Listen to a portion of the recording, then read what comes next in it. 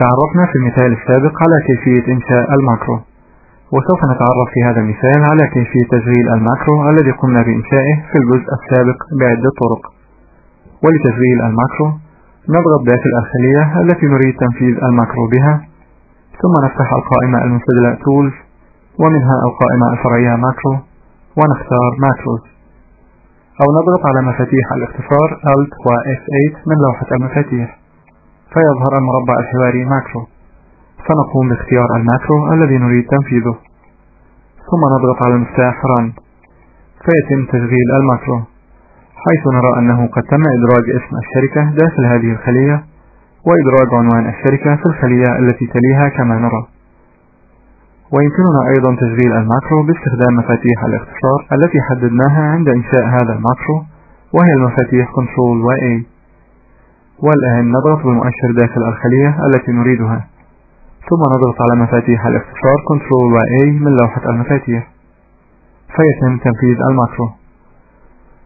ويمكننا تشغيل الماكرو عن طريق استخدام ما يسمى بالكوماند بutton. ولإنشاء كوماند بutton لتشغيل الماكرو نفتح القائمة المنسدلة Tools ونختار Customize، ثم نفتح لوحة المتغيرات Commands ونختار Macros من القائمة Categories،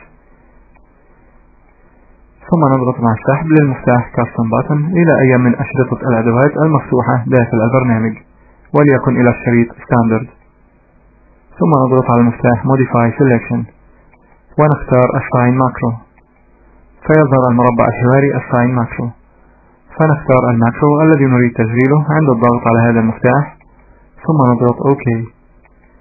وإذا أردنا فإنه يمكننا تغيير شكل مفتاح الأمر إلى الشكل الذي نريده، وذلك بالضغط على المفتاح Modify Selection ثم اختيار الشكل الذي نريده من القائمة الفرعية Change Button Image فيتم تغيير شكل المفتاح. والآن نضغط على Close لإغلاق المربع الحواري Customize. ولتشغيل الماكرو باستخدام مفتاح الأمر الذي أنشأناه نضغط داخل الخلية التي نريدها، ثم نضغط على المفتاح Custom Button فيتم تنفيذ الماكرو كما نرى. وكما ذكرنا سابقا أنه يمكننا تنفيذ هذا الماكرو داخل أي ملف عمل آخر، وذلك لأننا قمنا بحفظ هذا الماكرو داخل الملف personal.xlf ولم نقم بحفظه في ملف العمل الحالي.